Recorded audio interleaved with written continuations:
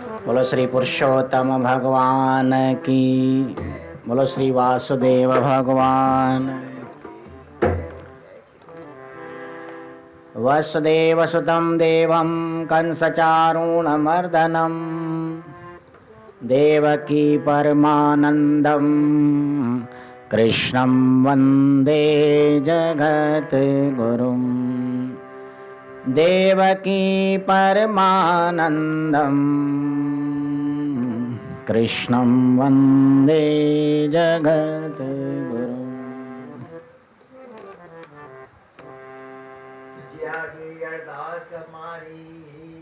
तुझे आगे अरदास हमारी, दिया पिंड सब तेरा, करना निक सब तेरी बलियाई, कोई नाव न जाने मेरा, कहना निक सब तेरी बलियाई, कोई नाव न जाने मेरा।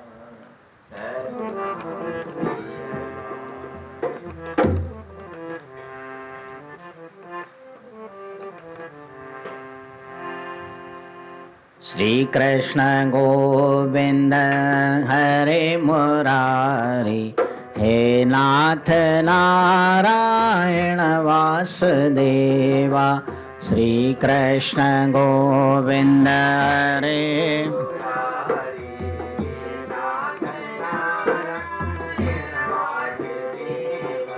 श्री कृष्ण गोविंद हरे मुरारी, हे नाथ नारायण वासुदेवा। श्री कृष्ण गोविंद हरे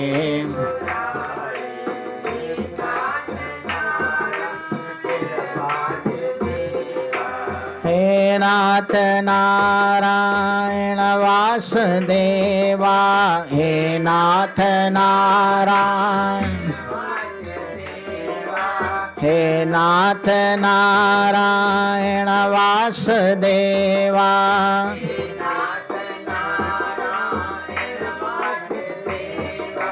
श्री कृष्ण गोविंद हरे मुरारी, हे नाथ नारायण वासुदेवा। श्री कृष्ण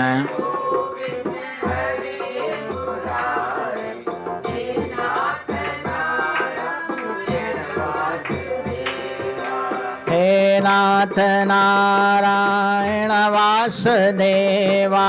हे नाथ नारायण हे नाथ नारायण वासुदेवा।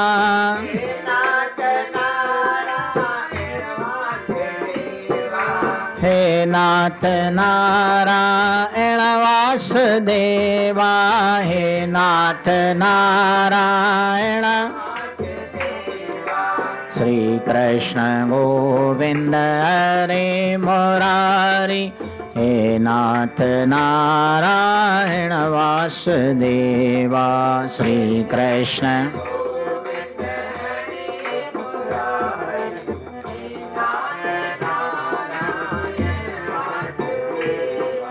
हे नाथ नारायण वासुदेवा। हे नाथ हे नाथ नारायण वासुदेवा।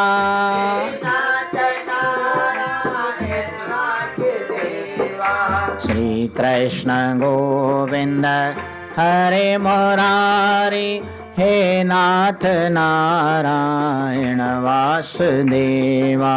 श्री कृष्ण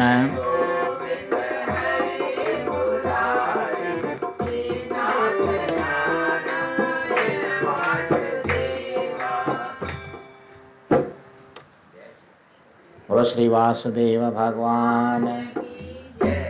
ओम पूर्णमदं पूर्णात् पूर्णमुदच्यते पूर्णस्य पूर्णमादाय पूर्णमेवावशिष्यते।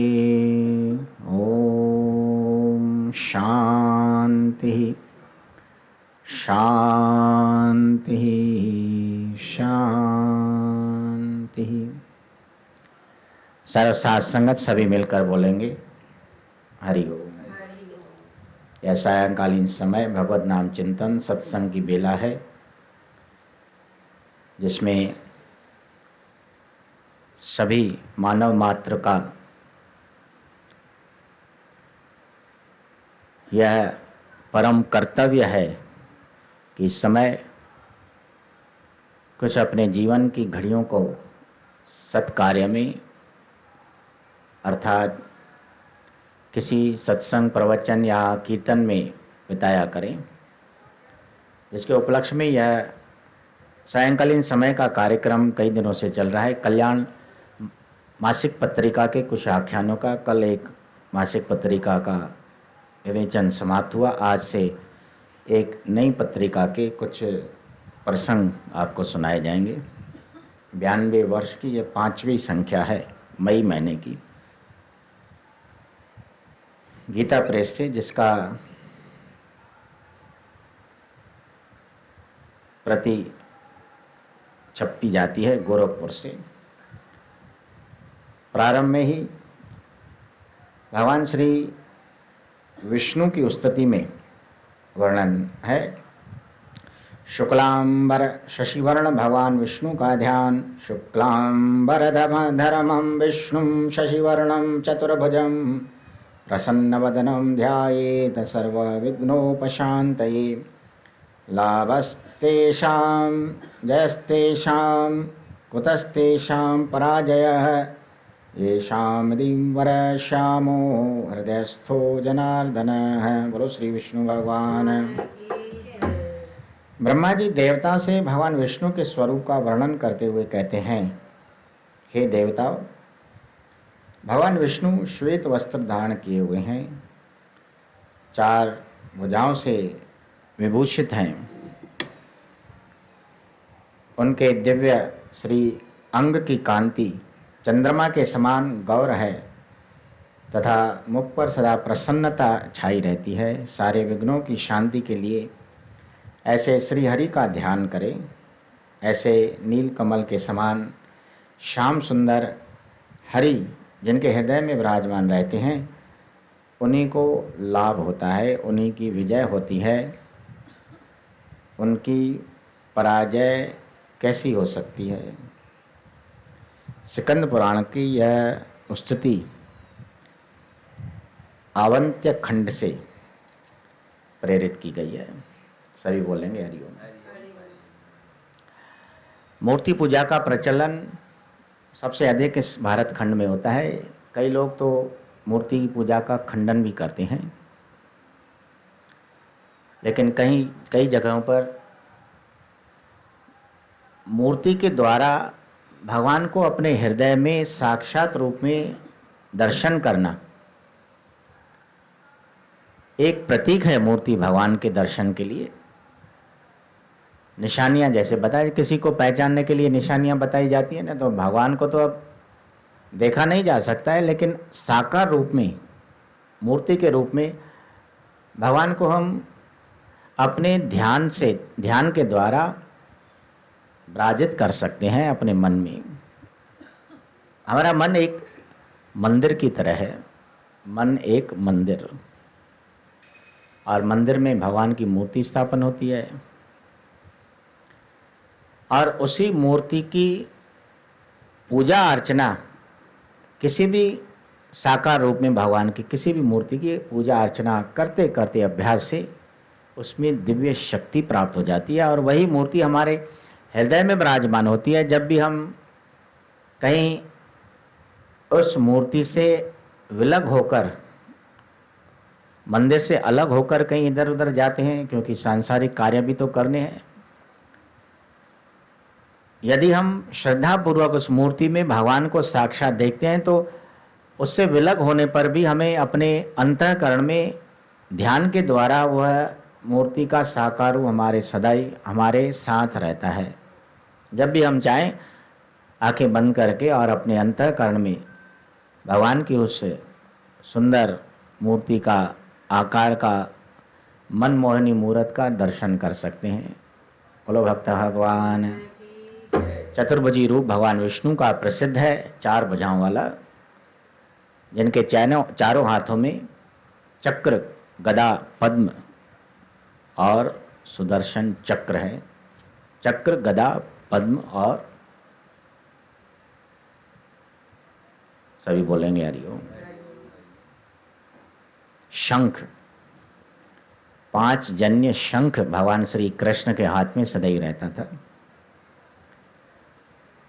शंख, चक्र, गदा, पद्म, ये 4 हाथों में भगवान के 4 विग्रह हैं। इसी तरह उनकी ये निशानियां हैं जिन्हें हम देख देख कर और आनंदित हो सकते हैं। और मूर्ति में जैसा कि कहा गया कि शक्ति आ जाती है, जिसका ध्यान उस मूर्ति के रूप को अपने हृदय में विराजमान कर लेता है तो उसे भगवान से कभी विलग होना नहीं पड़ता है। लेकिन नियम के अनुसार वह मंदिर में जाएगा, मूर्ति के दर्शन जरूर करेगा, उसकी पूजा अर्चना करता रहेगा अपने अभ्यास के साथ, नित्य प्रति का। लेकिन रोज के अभ्यास से वह स्वरूप हमारे अंतःकरण में विराजमान हो जाता है, जिससे हमारा मन बड़ा आनंदित होता है। भले हम साक्षात रूप न देख सकें भगवान का, उसके लिए तो बहुत ही अनंत अभ्यास करना होता है और ध्यान पूर्वक भगवान के साक्षात्कार करने के लिए कई कर्म करने पड़ते हैं। जन्म जन्म मुनि यत्न कराही, जन्मों से ऋषि मुनि महात्मा लोग ऐसे यत्न में लगे रहते हैं पर भगवान की प्राप्ति नहीं हो पाती है। और जब प्राप्ति होती है तो बहुत ही सरलता से प्राप्ति हो जाती है। तो उससे अच्छा है जब तक प्राप्ति न हो तब तक मूर्ति के द्वारा हम अपने हृदय में भगवान के दर्शन करते रहें। सभी बोलेंगे हरिओम।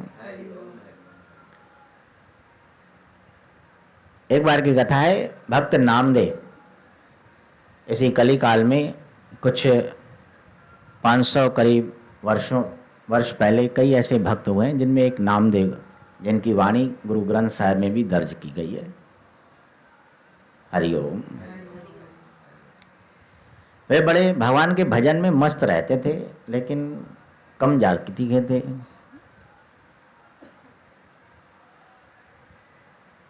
हरिजन कहलाते थे। उन्हें मंदिर में आने नहीं दिया जाता था और ऐसे भगवान के भजन में मग्न हो जाते थे कि उनकी शरीर की भी सुध बुध भूल जाती थी। एक बार उनके गांव में बड़े विशाल मंदिर में कीर्तन चल रहा था। सभी लोग उच्च घराने के धनाढ्य लोग कीर्तन में शामिल हुए थे और नामदेव जी किसी कार्यवश वहाँ से गुजरे तो उन्हें कीर्तन सुनाई दिया। भगवान का भजन कीर्तन सुनते ही वे दौड़ते हुए मंदिर के अंदर चले आए।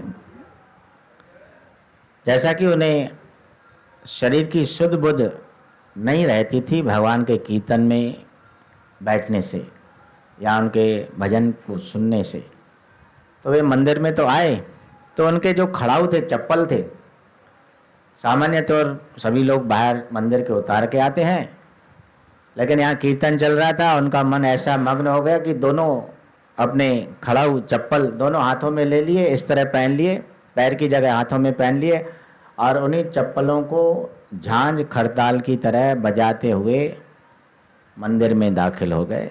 बोलो भक्त भगवान। और सबसे आगे आगे आकर के बैठ गए। सभी लोगों के हाथों में तो किसी के हाथ में खड़ताल थी, किसी के हाथ में झांझ थी, लेकिन नामदेव के हाथ में चप्पल थी। उसी को बजाते हुए बड़े आनंद ले रहे थे कीर्तन का। श्री कृष्ण गोविंद हरे मुरारी, हे नाथ नारायण वासुदेवा। श्री कृष्ण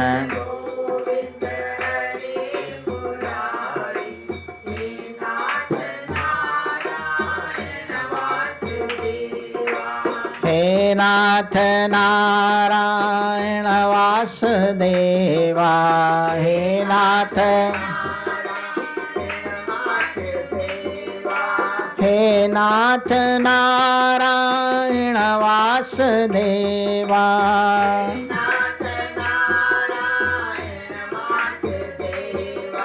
श्री कृष्ण गोविंद हरे मुरारी, हे नाथ नारायण वासुदेवा। श्री कृष्ण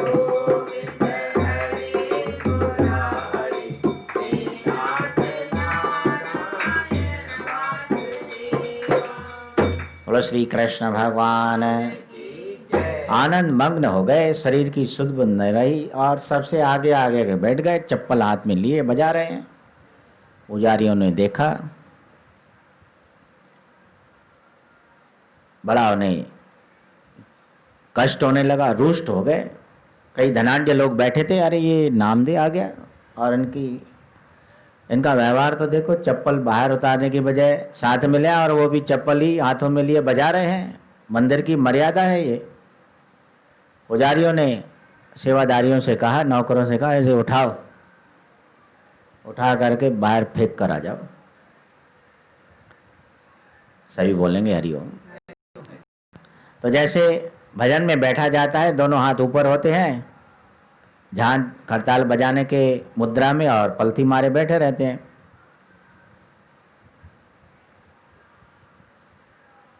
दो नौकर आए, चाकर आए, दोनों ने दोनों तरफ से नामदेव को उठाया। उनकी बाहें जो चप्पल बजाते हुए मुड़ी हुई थी, एक ने एक की तरफ, दूसरे ने दूसरे, और पलथी मारे हुए ही उन्हें दोनों उठाकर मंदिर के पीछे जाकर फेंक कर आ गए।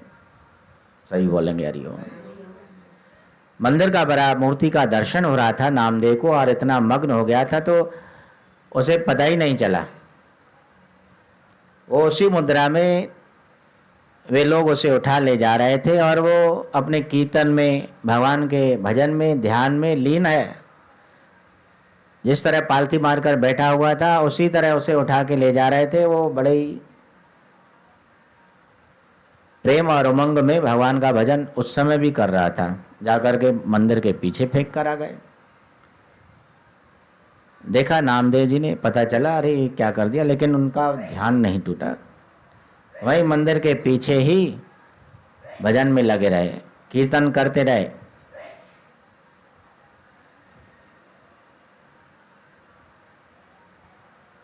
उस मंदिर में जो मूर्ति विराजमान थी, उसका दर्शन उन्होंने कर लिया था, और भजन भी ऐसे बड़े प्रेम से कर रहे थे, लीन होकर। भगवान ने ऐसी लीला की, जो पुजारी वगैरह और सज्जन पुरुष थे, भक्त लोग थे, भजन तो कर रहे थे। अचानक उन्होंने देखा कि मंदिर में विराजमान मूर्ति अंतर ध्यान हो गई है, लुप्त हो गई है। सभी बोलेंगे हरिओम। इधर उधर ढूंढने लगे कि अचानक क्या हो गया।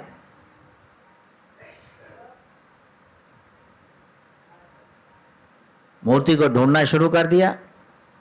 भजन कीर्तन में भंग पड़ गया, और वहां नामदेव बड़े प्रेम से अपना भजन कर रहे हैं। तब किसी एक बुजुर्ग आदमी का ध्यान गया कि नामदेव को इस तरह आपने उठा के बाहर फेंकवा दिया, क्या उसका अपराध था, क्या कसूर था? वह भी तो भक्त पुरुष है, भगवान का दर्शन करने आया और बड़े प्रेम में मग्न होकर कीर्तन कर रहा था। उन्होंने आपस में विचार विमर्श किया कि कहाँ उसे फेंके आए, क्योंकि उसका ध्यान गया कि जब से नामदेव को उठाकर बाहर ले गए थे, उसके बाद मूर्ति अलोप हो गई है। तो इस बात में उसने कुछ राज समझा, रहस्य समझा। उन्होंने नामदेव को ढूंढना शुरू किया। पता चला कीर्तन का शब्द सुनते सुनते सुनते सभी आ गए मंदिर के पीछे, और क्या देखते हैं, मंदिर के अंदर वाली मूर्ति नामदेव के सामने मंदिर के पीछे विराजमान है। बोलो श्री नारायण भगवान। सभी आश्चर्यचकित में नामदेव को नमस्कार करने लगे। वाह भक्त, आपकी भक्ति, ऐसी श्रद्धा कीर्तन में, मूर्ति में। तो ये देखो, मूर्ति का पूजा अर्चना और प्रेम मग्न होकर उसका दर्शन करना, तो मूर्ति अपने आप उस भक्त के साथ हो जाती है। इसलिए कहा गया कि मूर्ति पूजा भी प्रारंभिक अवस्था में आवश्यक है। जब आप साक्षात्कार कर लें तो चाहे मूर्ति की पूजा करें या न करें, लेकिन प्रारंभ में, जैसे कि बच्चों को पढ़ाई के लिए शुरुआत में क ख ग ए बी सी डी सिखाया जाता है, लेकिन जब वे 9वीं 10वीं कक्षा में पहुंच जाते हैं तो फिर उसे पढ़ें या न पढ़ें, लेकिन प्रारंभिक अवस्था में उन्हें अवश्य ही वर्णमाला का ज्ञान करवाया जाता है। सबसे पहली सीढ़ी है पढ़ाई की, वर्णमाला ABCD, उसके सिवा आगे बढ़ नहीं सकते। इसी प्रकार मूर्ति पूजा के द्वारा ध्यान से ही हम आगे चलकर भगवत प्राप्ति और उनका दर्शन कर सकते हैं। इस पत्रिका का प्रारंभिक ही स्तुति का श्लोक आपने सुना, भगवान की उस मूर्ति की किस तरह ब्रह्मा जी ने व्याख्या की है। उसके बाद इस पत्रिका का पहला उपदेशात्मक शीर्षक है याद रखो। सभी बोलेंगे हरिओम, जो कि गीता प्रेस से संपादक के द्वारा आप लोगों तक उपदेश भेजा जाता है। याद रखो, कैसी बातें याद रखनी चाहिए समझा रहे हैं। तभी तक तुम्हारा निर्णय भ्रमपूर्ण, संदिग्ध और परिणाम में हानिकारक होता है, जब तक कि तुम्हारे मन में काम, क्रोध, लोभ, स्वार्थ, घृणा, द्वेष, अभिमान, भय, प्रतिशोध की भावना, बैर और हिंसा आदि दोष वर्तमान हैं और भगवान की दिव्य वाणी की स्फुरणा के लिए खुला मार्ग नहीं है। सभी बोलेंगे हरिओम। ये सब ऐसे द्वेष हैं, अपने विकार हैं। जब तक ये हमारे मन में प्रफुल्लित होते रहते हैं, उनका उद्घाटन होता रहता है, तब तक हमें हानि मिलने वाली है। हमारा मन भ्रमपूर्वक रहेगा। कभी हम अपने मन को स्थिर नहीं कर पाएंगे। जब तुम मन को इन दोषों से मुक्त कर भगवान की कृपा के प्रकाश से भर लोगे और शुद्ध भवदीय विचार, जिनमें आगे पीछे सर्वत्र परहित की भावना भरी होगी, तुम्हारे मन को छा लेंगे। तब तुम्हारा जो कुछ भी निर्णय होगा वह निर्भ्रांत, सत्य और परिणाम में हितकारक होगा। कई लोग यह समझ नहीं पाते हैं कि मैं जो चाहता हूँ, मैं जो करना चाहता हूँ या मैं जो करता हूँ, उसमें मुझे सफलता क्यों नहीं मिलती। कई लोग आते हैं साधु संतों महात्माओं के पास, भाई इतनी मेहनत करते हैं, इतना कुछ करते हैं, कुछ होता क्यों नहीं। सभी बोलेंगे हरिओम। पूजा पाठ भी करते हैं, मन शांत क्यों नहीं रहता है। दान पुण्य भी करते हैं, तीर्थ स्नान भी करते हैं, लेकिन हमारे मन को शांति नहीं मिलती है। ध्यान में बैठते हैं तो ध्यान नहीं लगता है, भगवान में मन स्थिर नहीं हो पाता है। तो उसका कारण यही है कि आपने सब कुछ अपने मन में विकार भर रखे हैं, जो कि आपने सुने, काम, क्रोध, स्वार्थ, घृणा, द्वेष, अभिमान, भय, प्रतिशोध की भावना। ये सब ऐसे दुर्गुण हैं, दोष हैं, जिसके कारण हम अपने मन को एकाग्रता में नहीं ला सकते, शांति नहीं प्राप्त कर सकते। और लोग इनको साथ में लेकर के और चाहते हैं कि हमारा मन शांत हो जाए, हमारा मन ध्यान में लग जाए, भगवान के मंत्र में लग जाए। ऐसा हो ही नहीं सकता। सभी बोलेंगे हरिओम। लेकिन वह कार्य करते ही नहीं। उन द्वेषों को भ्रम पूर्वक अपने अंतःकरण में उन्होंने संजोए रखा है, उनसे पीछा छुड़ा नहीं सकते और कहते हैं कि हमें शांति तो मिलती नहीं, इतना कुछ किया, दान किया, धर्म किया, कुछ भी प्रतिफल नहीं मिल रहा है। गुरु साहब जी की वाणी में लिखा गया है, गुरु ग्रंथ में, तीरथ व्रत और दान कर मन में धरे गुमान। भाई सब तीर्थ तो आपने भेंट लिए, दान पुण्य भी कर लिया, पर मन में तो अभिमान रखा हुआ है, उसका फल आपको कैसे मिलेगा? सभी बोलेंगे हरिओम। एक गांव में सभी गांववासी कुएं में से पानी भरा करते थे, पीने का, घर के कामकाज का, साफ सफाई के लिए, धोने वगैरह के लिए, सभी पीने के पानी भी काम में आता था। जैसा कि गांव में कुएं, झरने वगैरह से ही पानी का उपयोग किया जाता है। सभी गांववासियों के लिए एक ही कुआं था और बड़ा मीठा पानी था उसका, सुंदर और मधुर, अमृत के तुल्य। एक दिन ऐसा हुआ कि एक गांव का कुत्ता, जो कि बीमार कई दिनों से घूम रहा था, सभी बोलेंगे हरिओम, उसका अंतिम समय आ गया था। किसी तरह वह घूमते दौड़ते फिरते हुए, बीमार तो वैसे भी था, कुएं में जाकर गिर पड़ा और वहीं उसकी मृत्यु हो गई। हरिओम। गांववासी बड़े परेशान हो गए कि एक ही कुआं है, पीने का पानी भी वही है, सभी कामकाजों में उसी का उपयोग किया जाता है, यह कुत्ता तो मरा है, बड़ी बदबू आ रही है पानी में, अब इसका उपयोग कैसा किया जाए? अब उनकी समझ देखो, कई बाल्टियां पानी भर भर कर बाहर फेंकने लगे कि बदबू वाला पानी निकल जाए, क्योंकि कुएं का पानी जो कुएं में भरता जाता है वो जमीन से नीचे से आता है, क्योंकि जमीन के नीचे, पृथ्वी के नीचे जल ही जल है, जलमयी है, यह समस्त ब्रह्मांड जलमयी है। ये तो पृथ्वी भगवान ने स्थापित की है मनुष्यों के, जीवों के रहने के लिए।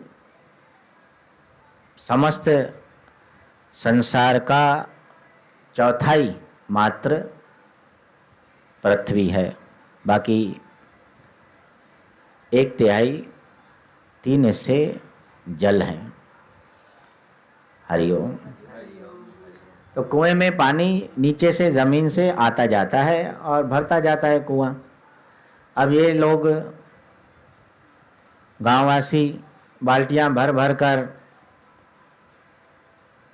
पानी निकाल रहे थे कि बदबू निकाल जाए, अशुद्ध पानी निकल जाए। 2-4 दिन गुजर गए। गांव के कोई पंडित जी थे, उनसे सलाह मसलत करने लगे, महाराज जी ऐसी बात हो गई है, कुछ उपाय बताएं। हरिओम। पंडित जी ने कहा, भाई उसकी शुद्धि होगी, करवाओ, भाई सत्यनारायण की पूजा करवाओ कुएं के पास, पानी शुद्ध हो जाएगा और पीने के योग्य बन जाएगा। उन्होंने कहा कि ऐसी तरह समूरा समाचार दे दिया कि कुत्ता गिर गया था, बीमार था और पानी दूषित हो गया है, पीने के योग्य नहीं रहा है, तो अब क्या किया जाए। तो कुत्ते की मृत्यु के अनुसार उन्होंने कहा कि उसका मोक्ष हो जाएगा और पूजा करवा दो सत्यनारायण जी की। सभी गांववासियों ने एकत्रित होकर पंडित जी के कहने पर वहाँ कुएं के पास पूजा पाठ करवाया।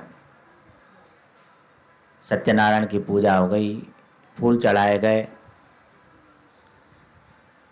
सारा दिन गुजर गया, प्रसाद वितरण हो गया। शाम तक फिर पानी निकाला तो भी दूषित था। फिर लोग आए, पंडित जी ने कैसा उपाय बताया है, सभी बोलेंगे हरिओम। सब कुछ आपके कहने से पूजा पाठ करवा दिया, कुछ उससे लाभ तो हुआ ही नहीं। पंडित जी विचार में पड़ गए कि ऐसा कैसा हो सकता है, पूजा पाठ को कुत्ते के उद्धार के लिए मैंने कहा था कि चलो कुएं में मर गया तो कुछ उसके निमित्त कर्म कर लो। पंडित जी ने विचार किया, सोच किया कि कैसा हो सकता है, शुद्ध क्यों नहीं हो रहा है पानी। अरे फिर कुत्ता कहाँ गया, कि कुत्ता तो कुएं में ही पड़ा हुआ है। सभी बोलेंगे हरिओम। ओहो, पंडित जी ने कहा कैसी आपकी समझ है, कैसी मति है। उसी कुत्ते के उद्धार के लिए ही तो पूजा पाठ करवाया था, और कुत्ता वहीं रखा हुआ है तो पानी शुद्ध कैसे होगा, पहले कुत्ते को तो निकालो। सभी बोलेंगे हरिओम। उस मृतक बीमार कुत्ते को पहले, सबसे पहले बाहर निकालो, फेंको उसको, और उसके बाद तो पानी जो नया आएगा शुद्ध होता रहेगा। कुत्ता वहीं रखा हुआ है, पानी कैसे शुद्ध होगा।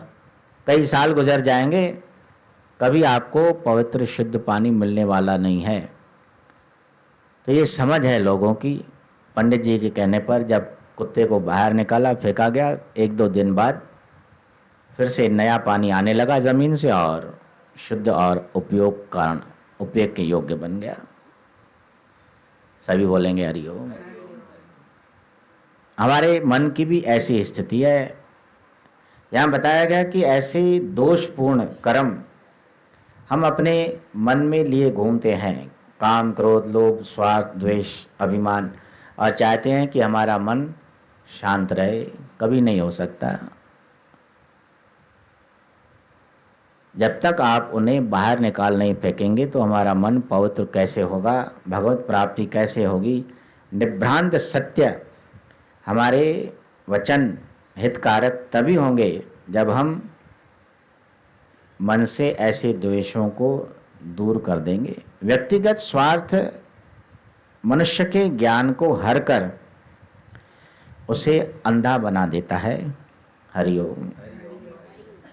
फिर उसकी बुद्धि पर पर्दा पड़ जाने के कारण वह यथार्थ निर्णय नहीं कर सकता है।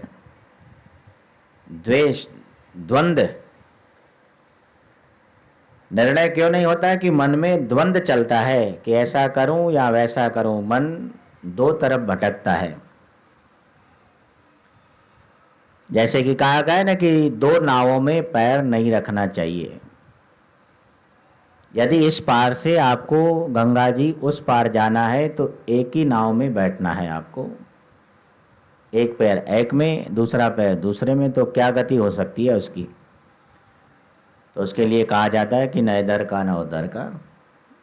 इसलिए आप मन को स्थिर करें, द्वंद्व से मुक्त करें अपने आप को।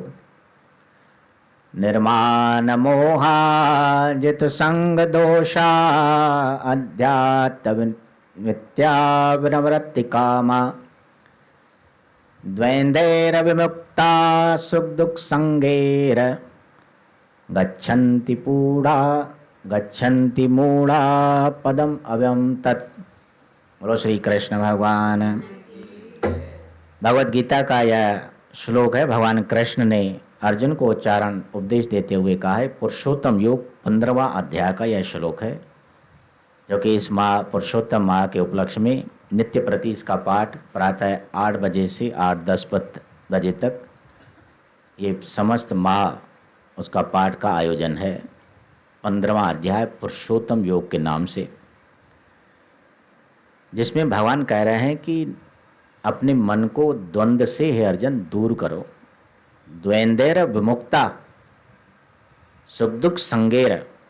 मन को अपने द्वंद्व से दूर करो और सुख दुख को एक समान समझो। और जब द्वंद्व से दूर हो जाओगे तो अपने आप सुख और दुख एक हो जाएंगे। हरिओम। तब आप द्वंद्व से अपने मन को जब दूर कर देंगे तो आपका यथार्थ निर्णय हो पाएगा कि नहीं, मुझे यही काम करना है। और द्वंद्व में, ऐसे दुर्गुणों में जब आपके मन भरे रहते हैं तो आपका यथार्थ निर्णय नहीं हो पाता है। मन अस्वस्थ रहता है। जो बुद्धि स्वार्थ से ढकी नहीं होती, उसी के द्वारा भगवान के ज्ञान का प्रकाश होता है। जिस हृदय में नित्य निरंतर भगवान विराजित रहते हैं, उस हृदय में दैवी संपत्ति के गुण जैसा कि त्याग, क्षमा, वैराग्य, निस्वार्थ भाव, प्रेम, सहृदयता, विनय, निर्भयता, सहिष्णुता, स्नेह और अहिंसा आदि स्वाभाविक ही ऐसे गुण उनके हृदय में समावेश कर जाते हैं और वहीं से भगवान की दिव्य वाणी स्फुरित हुआ करती है। उसी के अंतःकरण से भगवान अपने आप ही उससे ऐसे वाणी बुलवाते हैं, जिसके लिए कहा गया ना, किसी किसी मनुष्य का शब्द हमें अति सुंदर लगता है बोलना। किसी मनुष्य को देखकर हम प्रसन्न हो जाते हैं कि वाह वाह भाई आप आ गए, और कोई ऐसा आदमी आ जाता है तो मनुष्य सोचता है कहाँ से ये आ गया, मुख मोड़ लेता है। हरिओम।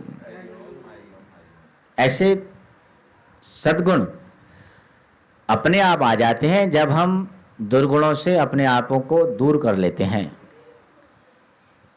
दृष्टांत दिया जाता है जैसा कि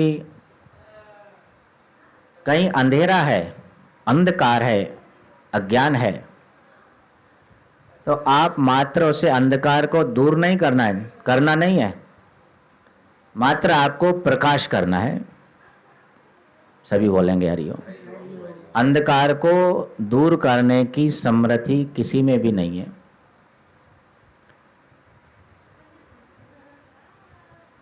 आप सिर्फ प्रकाश करें, अंधकार अपने आप भाग जाएगा, उसे आपको भगाना नहीं पड़ेगा। एक मूढ़ व्यक्ति प्रतिदिन रात्रि के समय जैसे ही सूर्यास्त हो, उसके घर में अंधेरा हो जाए, कोई बत्ती नहीं, कोई दीपक नहीं, कोई बल्ब नहीं, अंधेरा हो जाए, उसकी मति देखो,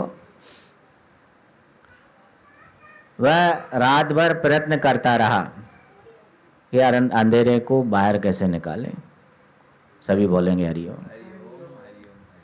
कुछ बाल्टियां लेकर, कुछ सूपा जिसे अनाज छाना जाता है, सूपा कहते हैं, छज, वे भर भर के अंधेरे को दरवाजे से बाहर फेंक रहा है और क्या समझ रहा है कि कभी न कभी तो अंधेरा मैं बाहर निकाल कर फेंक दूंगा। समस्त रात्रि उसकी इसी क्रम में व्यतीत हो गई और जब सूर्य प्रकाशित हुआ तो बहुत गदगद होने लगा। वाह वाह, सारी रात लग गई लेकिन अंधेरे को मैंने सचमुच बाहर उठाकर फेंक दिया। सभी बोलेंगे हरिओम। मेरे घर से अंधेरा मैंने हटा दिया। अब उसकी मति देखो। संत लोग कहते हैं आप प्रकाश करो, अंधेरा खुद ब खुद चला जाएगा। उसी तरह आप उन दुर्गुणों को दूर करें अपने मन से तो सद्गुण अपने आप प्रवेश कर जाते हैं। हरिओम। जिसमें भगवान की दिव्य वाणी स्फुरित हुआ करती है, भगवान फिर स्वयं हमारे मुख से ऐसे ऐसे शब्द बोलाया करते हैं कि सारे संसार में हमें यश की भी प्राप्ति होती है। सभी हमसे प्रेम और स्नेह करते हैं कि वाह भाई कैसा सज्जन पुरुष है, कैसा नम्र स्वभाव है उसका, कैसे संत पुरुष है वो। मिठा बोलन निव चलन हथों में ही कुछ दे, रब तना दे बगल में जंगल क्या ढूंढे। ऐसे व्यक्तियों के बगल में मतलब कहा गया है उनके निकट, भगवान उनके निकट रहते हैं जिनके ऐसे सद्गुण हैं। मिठा बोलना है अर्थात विनम्र स्वभाव। शब्द लोग ऐसे बोले क्योंकि कहा गया है ना कि एक बार मुख से जो शब्द निकला वो वापस नहीं जाता है। किसी को कभी एक शब्द बोल दीजिए आप, कटु शब्द, अपमान जनित कोई शब्द बोल दें, सभी बोलेंगे हरिओम। सदियों तक उसे वह शब्द याद रहेगा, अरे इसने मुझे ऐसा कहा था। चुभ जाता है शब्द हृदय में। वह स्वयं कहने लगता है कि मर जाऊंगा मैं लेकिन इसको नहीं छोड़ूंगा, ये मैं कैसे भूल सकता हूं। और सचमुच उससे विचार के कारण वह सारी उम्र वो शब्द भूल नहीं पाता है। उसने तो एक बार कहा था। सभी बोलेंगे हरिओम। एक बार जो शब्द कहा जाता है यदि मन में लग जाता है तो उसे भुला नहीं पाते हैं। वह भी अपनी कमजोरी है, अपना ही दोष है। चलो भाई, उसने एक बार उसने कटु शब्द कहा, गाली दिया, आपने जो मिला रास्ते में, अरे फलाना देखा, मुझे ये शब्द कहा उसने। दूसरा कोई मिलेगा, अरे देखा उसने मुझे ऐसा कहा। 10 लोगों को बताएगा, अरे भाई उसने तो एक बार तुम्हें गाली दी, लेकिन तुमने तो 10 बार उसकी व्याख्या कर दी, तो उससे ज़्यादा तो आपके अवगुण हैं, आप अशांत हैं। ऐसे शब्दों को मुख से न निकालें, कटु शब्दों को, जो वो दूसरों को दुख देते हैं, और यदि किसी को लग जाते हैं तो वे सारी उम्र फिर उसे याद रखते हैं। सभी बोलेंगे हरिओम। परंतु ऐसे नम्र स्वभाव वाले हृदय में भगवान स्वयं बैठे रहते हैं, और ऐसे कर्मों से ही भगवान की प्राप्ति होती है। आज का यह व्याख्यान और प्रवचन यहाँ समय अनुसार समाप्त किया जाता है। आगे भी कई इससे याद रखो नामक प्रेरणारक आख्यान हैं, उनका विवेचन कल किया जाएगा। बोलो श्री श्याम सुंदर भगवान, बोलो श्री पुरुषोत्तम भगवान की। गोविंद जय जय गोपाल जय जय गोविंद, गोविंद जय जय गोपाल जय जय गोविंद, गोविंद जय जय गोपाल जय जय गोविंद, गोविंद जय जय गोपाल जय जय गोविंद, राधा रमण हरि गोविंद जय जय राधा।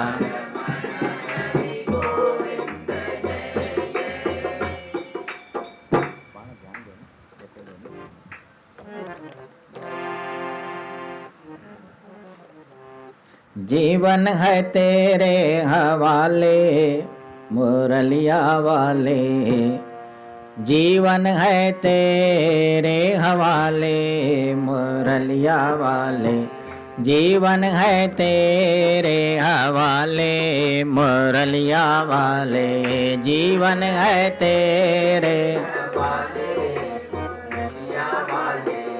अपने चरण का दास बना के, अपने चरण का दास बना दे, वृंदावन में बसा ले मुरलिया वाले, वृंदावन में बसा ले।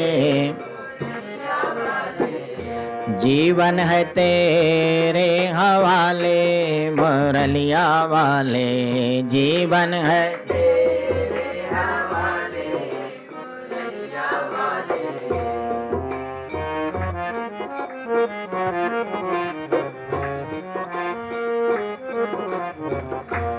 मेरे अपने हुए न अपने, मेरे अपने हुए न अपने, अब तो तू ही अपना ले मुरलिया वाले, अब तो तू ही अपना ले मुरलिया।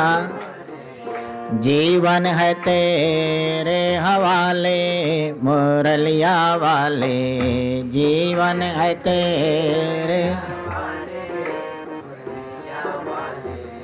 अपने चरण का दास बना के, अपने चरण का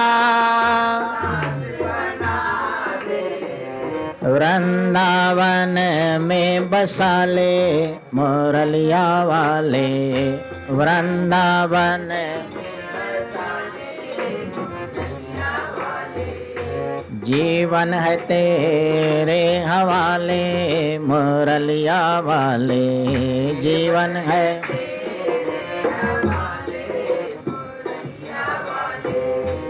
है कठपुतली तेरे हाथ की, है कठपुतली है कठपुतली तेरे हाथ